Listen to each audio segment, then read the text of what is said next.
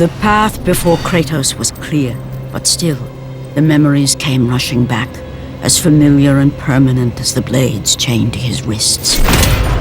Memories of what he'd done in the name of Ares. Memories of how he'd become a servant to the god of war. A beast, his humanity robbed and replaced only with the will to murder. No one was safe.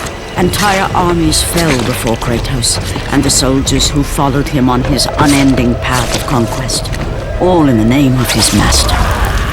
Those who offered resistance of any kind were dealt with quickly. They've built this temple to offer prayers to Athena! This entire village stands as an affront to Lord Ares! Burn this village! Burn it to the ground!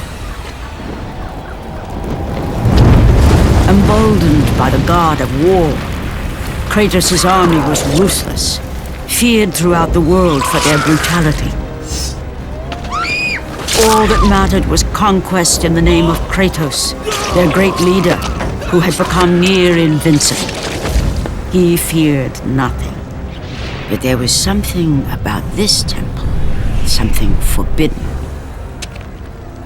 All his instincts told him he should never cross its threshold. Never step inside.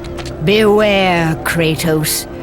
The dangers in the temple are greater than you know. But the village oracle's warning fell on deaf ears. His ambition would not be denied. All who opposed him would die.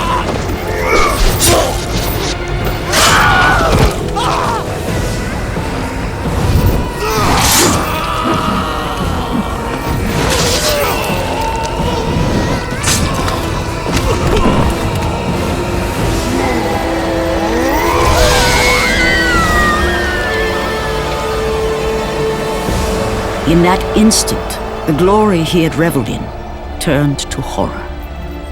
The image of his two final victims would stay with him for all his days. With that act, Kratos knew he could no longer serve his master. He had but one calling now, the death of Ares. He would murder the god of war. Ares, you will die for what you did that night.